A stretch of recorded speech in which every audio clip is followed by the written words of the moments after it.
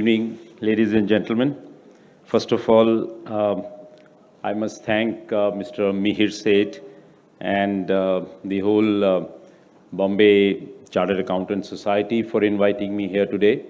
Actually, when Mr. Uday Chitle, who served on our board for many, many years, when he approached me to come here and speak on the annual day, on the AGM day at the Bombay Chartered Accountants Society, I was wondering that, and I told him also that, I'm an engineer. What will I do amongst the chartered accountants? I don't know finance, and that's not my forte. So if you want me to speak about engineering, I can't see Mr. Uday Chitle. Where is he sitting? He's hiding somewhere. Acha, he's waiting for Shashagira. Okay.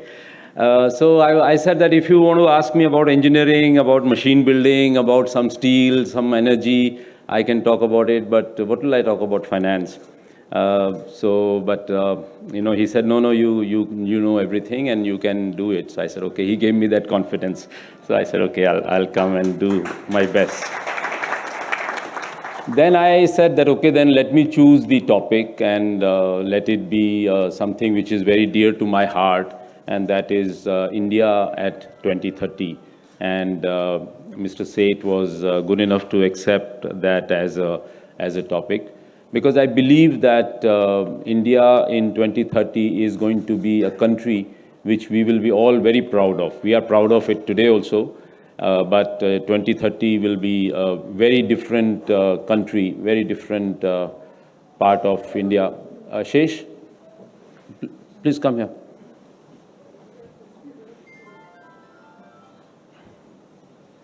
There is enough space here.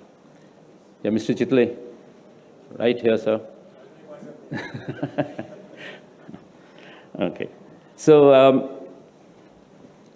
I was talking about 2030, that it's going to be a very important time for all of us. Over the years, as we were growing up, we always thought and we were always told that this decade is going to be India's decade. That now India's time is going to come. Now we are going to become very good. So actually, India has over the so many years remained pregnant, but we never delivered. Right? So as a country. So it was always, we felt that, now our time has come, now China is growing, now we should also grow, now Korea is growing, we should be growing. But somehow I don't know where to point the finger, whether it was our lack of leadership amongst the industrialists, or whether it was lack of leadership in the political system, or what was the flaw in our system that we did not grow. And somebody, I don't know why, but somebody gave this name of Hindu rate of growth. And you are all chartered accountants, you would know better than me, that it was given by some finance minister way back in the early 70s, that it's our Hindu rate of growth. That means it was given that India will grow at this between 3 and 4% rate of growth. But I think over the last 2 decades, India has had a pretty stable governments. First led by Congress under the UPA 1, UPA 2, and then after that we have this very dynamic leader in Mr. Modi, who has really brought about this tremendous sense of pride in all of us.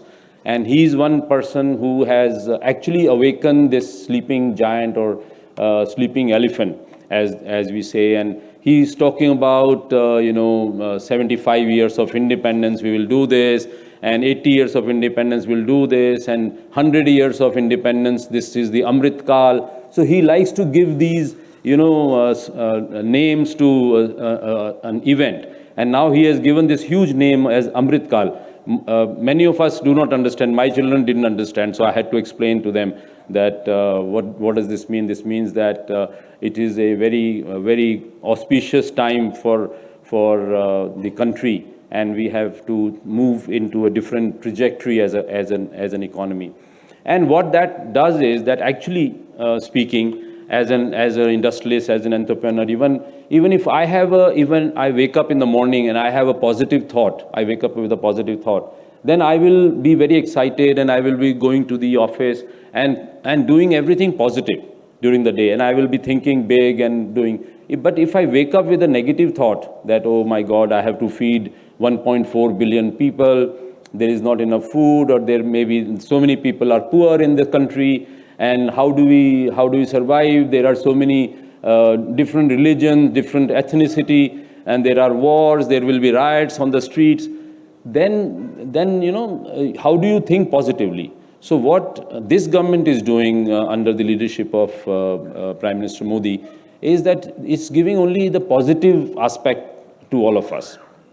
Sometimes many people criticize him that he talks too much about whatever is going to happen. But actually, we need this positive feedback to us, this positive mindset. And then only as a country, we are going to increase, grow our economy.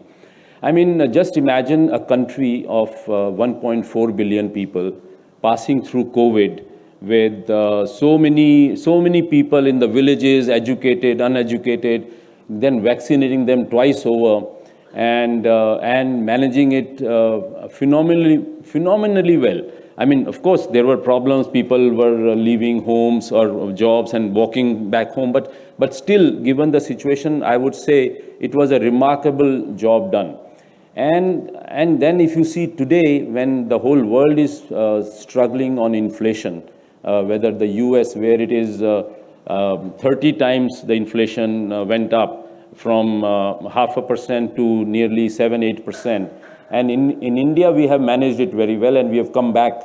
It spiked up a little bit, and then we are back to our normal 5%, below 5% interest inflation rates, which is what this government has been doing. And actually, this government is the face, but actually the whole country is doing. So therefore, whether it's the RBI, whether it is whatever, we have really handled it very well.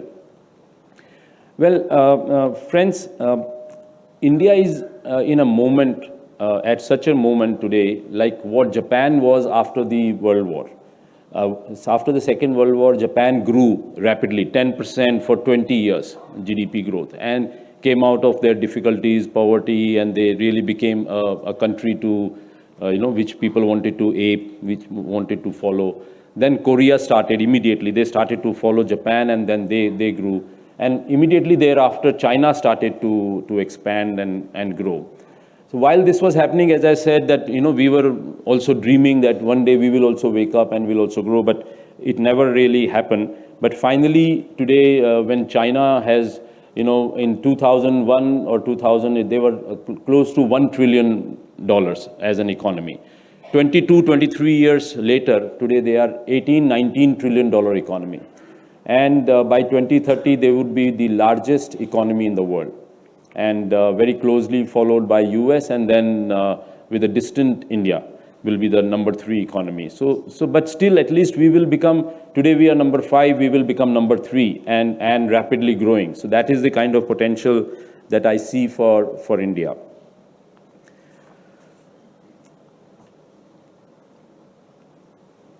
So over the last 10 years, since this government has come in, I'm not talking about UPA 1 and 2 because that's like now many years ago. But this government over the last 10 years have done so many reforms that we are now seeing the benefit of that. If you look at the simple reform of GST, that one reform has made so much of benefit to the whole country, our tax collection system. I mean, you are all in the middle of all this, and you know it better than I, that how this one reform has made a huge difference. The Swachh Bharat reform, for example, has made a huge impact on the way our mind works.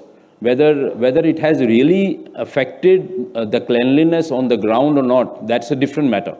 We can still criticize that Bombay is so dirty, our roadsides we cannot walk, there are no footpaths. These are different matters.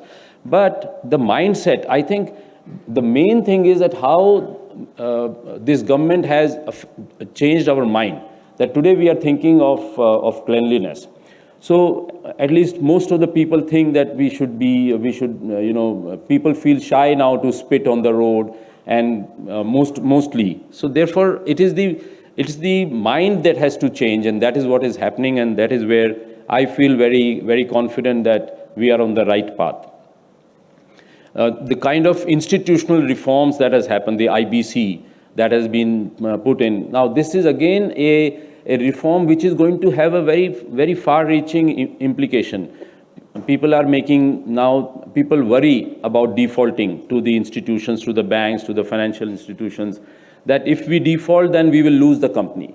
So therefore, one has to be very careful in borrowing. So therefore, this institutional behavioral change is happening across the country.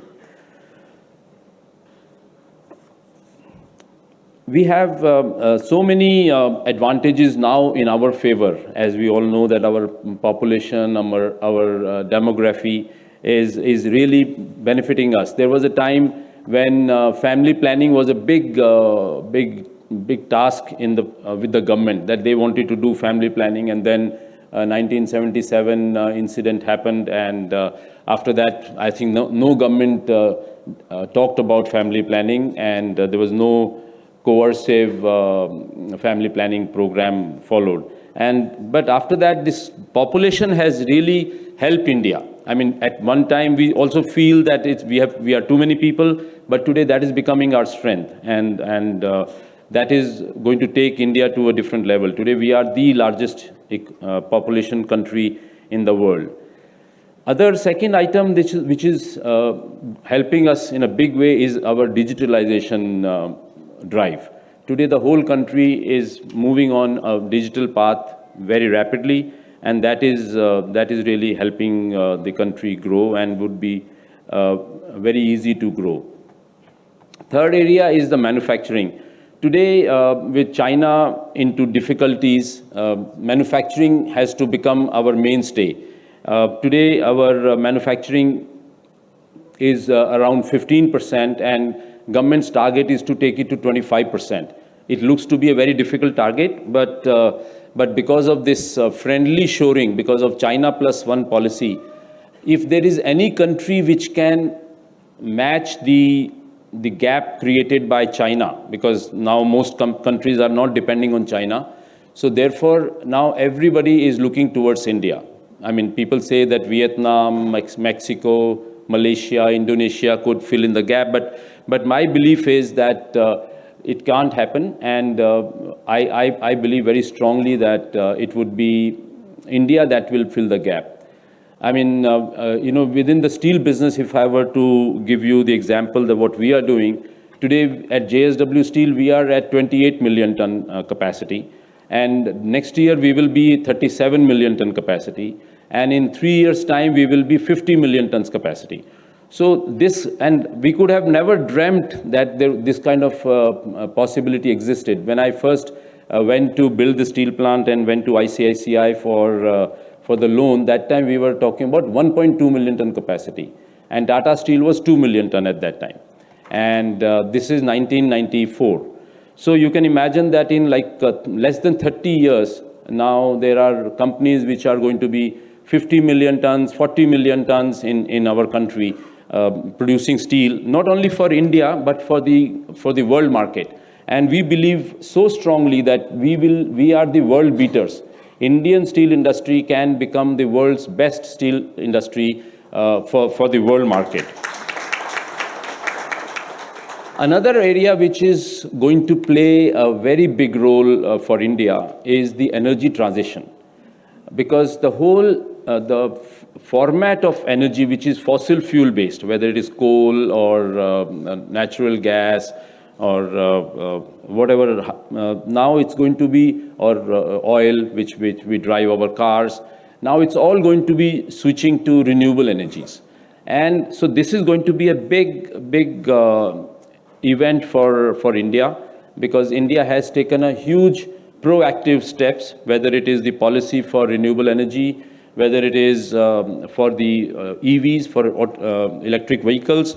So India is proactively changing its policies and improving it to make India as an energy, in a renewable energy transition, to facilitate India to becoming renewable energy.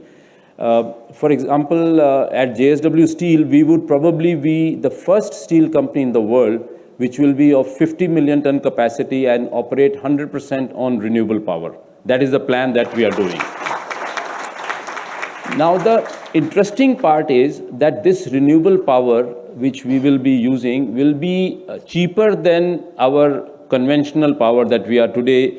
Today we are producing power using coal, and the renewable power that now we are setting up, and now we are already started to feed as the new capacities are coming up. We are feeding our steel plants with renewable energy, and it is cheaper than the fossil fuel based electricity that right now we are producing. So that is the kind of advantage that we'll have. It will have, one is it will be cleaner, and second is it is cheaper than, economically also it's more beneficial for us.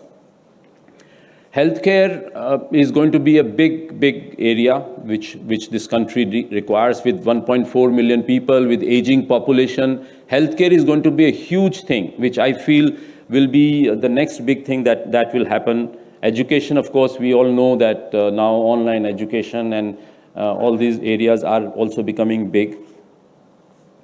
Finance, which is your pet area, all of you are finance people, are the big enablers, will be the biggest beneficiary of this growth. I mean, over the last so many years, 75, 76 years since our independence, we have come to a level of close to $3.5 trillion economy. And in the next 7 years, 8 years, we will be double that, or maybe even more than double that.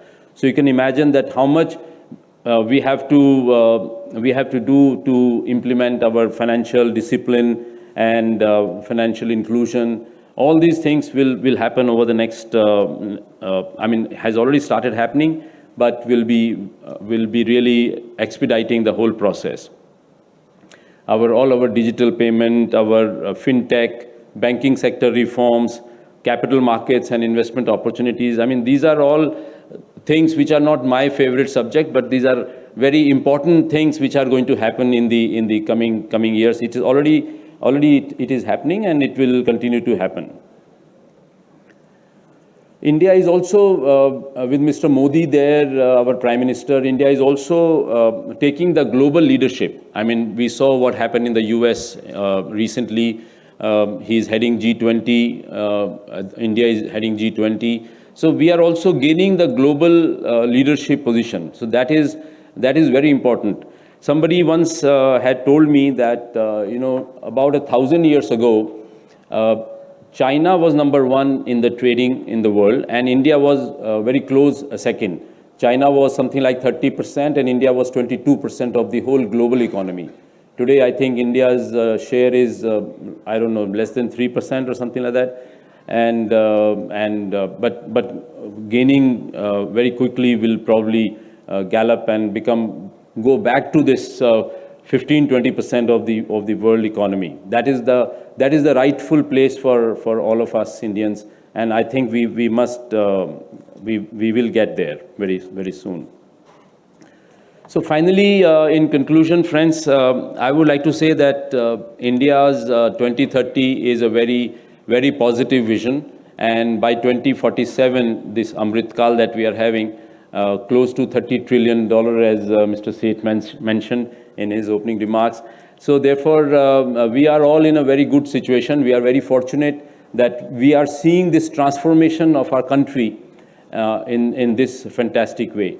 But before I end, I have one very important message to all of you, that the growth of JSW Group has happened because we believe in corporate governance. At JSW Group, for us, corporate governance is the utmost importance. To have everything squeaky clean is our motto and has been our main focus, and that has happened because we follow the process in totality. So you are all line of first defense, as they say, line of defense. So as chartered accountants, you have to provide this governance control mechanism so that when we grow this rapidly, so rapidly, this governance which only chartered accountants can provide to all the corporates is of the most important. I mean, we have seen these countries like Sri Lanka and Pakistan, which are our neighbors, have fallen by the side because of lack of governance. And now even China, we are seeing that there are shakeups happening. So I think, friends, you have to play your role with very strict, with very adamant kind of attitude, where governance plays its role, and that is the only way and that is the surest way of growth. It may be a little slow, but once you gain your momentum, then nothing can stop you. And that is exactly what we are doing at JSW. We were slow, we were steadily growing, but now that we have gained momentum, now the growth will be really very, very fast. So once again, thank you very much for inviting me here, Mr. Seth. Thank you very much. Jai Hind.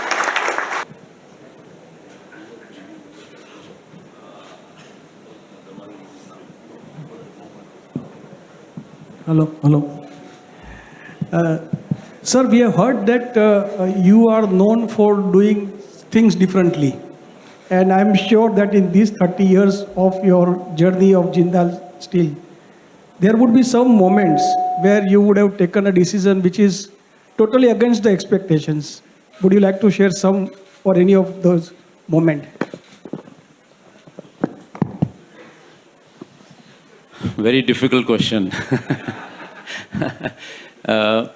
So, I don't know. I mean,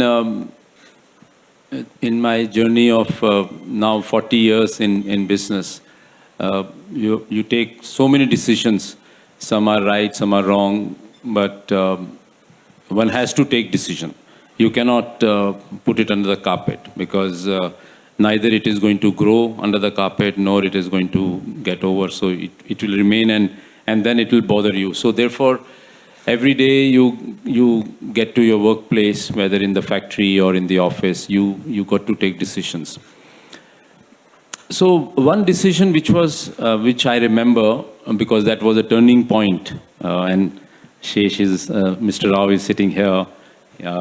So this was that we had a very difficult time in 2099, 2000. We had set up a new technology steel plant, and that technology had struggled to start with. Finally, it became successful, but on day one, it was a difficult thing. Then it started doing all right, but then we had to go through restructuring with the banks. But after that, the banks put in a lot of control on the company, on the capital spend. And I knew as a technical man, as an engineer, that by setting up a additional capacity of only 20% of the plant, the whole 100% capacity can be utilized. And that called for some investment, and the banks said that, there is no way that we will allow you. They had that trust and retention account, and all the cash flow was through the banking system. So we had the board, neither the board nor the management had any leeway whatsoever. So, but it was absolutely must that I knew that the day that project happens, the company will turn around and we'll be the best steel company in the country. But now how to do it? So then I had to beg, borrow steel. I had to ask my friends for the money, and finally we built that project to the annoyance of the banking system. But because we had not touched the cash flow from the banking system, it was not a problem. But the day the day this plant started, there was no looking back. It turned around and everything was then history. And the company never looked back. Sir, how does Indian steel industry compare to China? Because we still continue to import a large finished steel products from China, and in many other parameters, they are way ahead of us. So from a capacity point of view, China is nearly, it used to be 10 times more than us. Now they are 8 times more than us in every area, including steel, cement, power generation, coal production, whatever textile production, textile exports, garment exports, everywhere they are today 8 times, but we are catching up. Probably next 2 years will be 7 times and then 5 times. So, we are catching up fast. In steel, India has a big advantage that we have iron ore, which is our domestic raw material. Coking coal, which we don't have, we have very limited availability. China has coking coal. So these are the two, they have coking coal advantage, we have iron ore advantage. But iron ore, you need nearly 2 tons per ton of steel making, whereas coking coal, you need 500 kg per ton of steel making. So therefore, we are at a much better advantage. Today, when we talk about Chinese steel, none of the Chinese steel companies are making money. Their EBITDA percentages are between 2 and 3%. If at best, the best steel company like Bao Steel is 2 to 3% of EBITDA. Whereas the Indian steel companies are between 20 and 25%, 15 and 25%. The good ones are 25%, not so good are at 12 to 15%. So that's the big advantage. So therefore, I am for one of a great believer that India can become the world's factory for steel manufacturing. Today, we don't export much. We import as much as we export, more or less. We are more or less balanced. But in the next 10 years, we will be exporting. Today, China exports close to 80 million tons a year, which actually India can easily do as and when we have built the capacity. So therefore, at JSW, we are really focusing ourselves to build capacity and to build capacity for the world market. Good evening. I'm Pramod Shah, former chairman of the Institute of Company Secretary of India and also vice president of Bombay Management Association. Sir, question is to Mr. Jindal. Sir, one is regarding the talk of demographic dividend. But sir, what are the prospects for the employment also, sir? Because skilled employment is required also. And number two, sir, small question is, sir, with lot of political turmoil, the Indian economy should go forward. Instead of that, it's getting a lot of impediments, sir. What are your suggestions to our improvements, sir? Thank you. Sorry, you can take it up separately, otherwise it's not audible. Yeah, I could not make out the question. You said demographic dividend. Dividend and sir, impact on the employment aspects, sir. Employment. Employment aspects. Yeah. So my belief is that we are not going to see a one-to-one connection between the demographic dividend and employment, because we have a huge population to provide employment. But as the economy grows, as the size of the pie increases, everybody is going to benefit. Just to give you an example. The contract workers who are building a factory who are today, we normally the minimum wage in Maharashtra is, let us say, 600 rupees a day. But even if by paying them 1200 rupees a day, we are not able to get enough workers to build the steel factory that we are building. It's that kind of situation. So there is a tremendous amount of the sharing the pie, as I say, is happening. And the reforms like the insurance today, medical insurance, everybody is insured by the Pradhan Mantri Yojanas, different Yojanas. So there is definitely a big benefit that is getting passed on to the villages. And I think the Prime Minister is highly focused on the rural India, on the poor India. And we are getting taxed, the rich, we are all getting taxed at the maximum bracket. But it is the poor people who are getting benefited, and that is what the whole country looks for. Hello. Hi. Good evening, sir. So my question is actually regarding green steel. Just to give you some context, my partner, Mr. Sailesh Haribhakti, and I sit on the FICCI task force for decarbonizing steel. So they've appointed a task force where we're making recommendations. We also know that JSW is one of the leaders in sustainability globally. They're featured consistently on the DJSI Sustainability Yearbook. Also, I had the unique pleasure of watching the Nat Geo documentary on your Dolvi plant, where you have a Stepney blast furnace installed, which was just mind-boggling for us to see. So my question is, do you see green steel becoming a reality, one? Two, how will this carbon border adjustment that has come out of Europe impacting steel? Three, if you see green steel becoming reality in our generation, which is mine, I'm 28, which will be the top 3 technologies that will drive this transition? Thank you. So first, whether we will see green steel and whether you will see green steel happen. So you are 28. So yes, green steel is a definite reality. It will definitely happen. And you are 28, I'm 63. So even in my lifetime, I will see green steel happen. So, so therefore, green steel is definitely going to be a reality. And you know, the best part that what I'm saying is that green steel will happen with economic benefit. That means the cost of green steel eventually will be lower than the cost of steel that we make today. So therefore, for example, we will not need this very expensive coking coal. We will not need large coke oven batteries to manufacture. So therefore, green steel is definitely going to happen. The technologies are in its nascent stages. Developments are happening. A lot of research and developments happening everywhere. In China, which is the largest producer, in India, less, because we are still, as a country, we are not spending enough on innovation, on R&D, on technology. We are still a country which is, let's say, laggard at the moment, but will catch up very soon.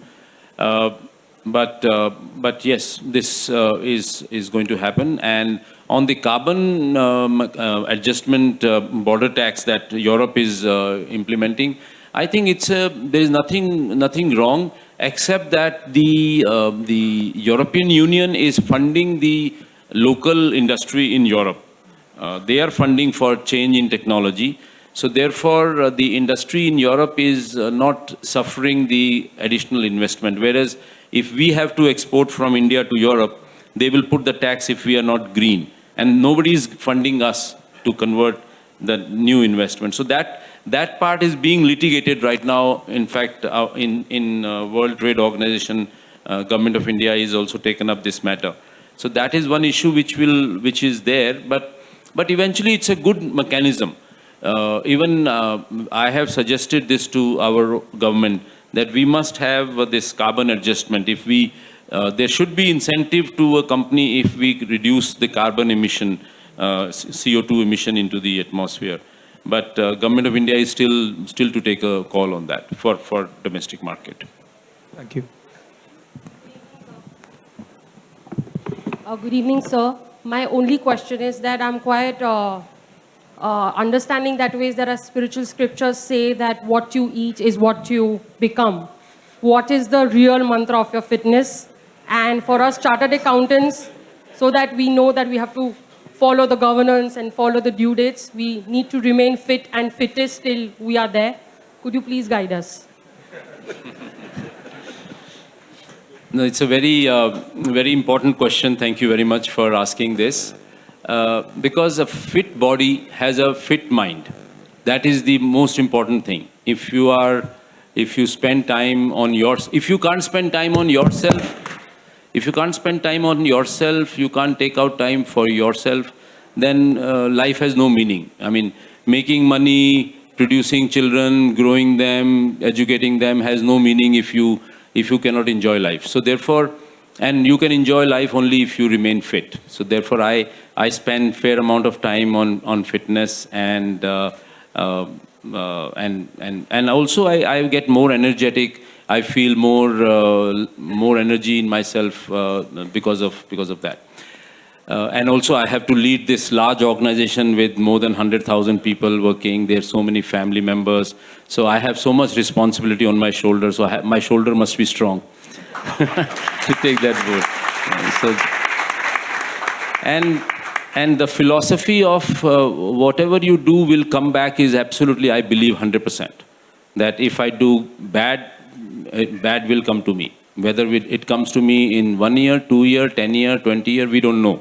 But it will come to me within this life. I don't believe in I don't know about the next life, who has seen the next life. So it will come back early, I mean, sooner or later. So therefore, we all have to do good deeds.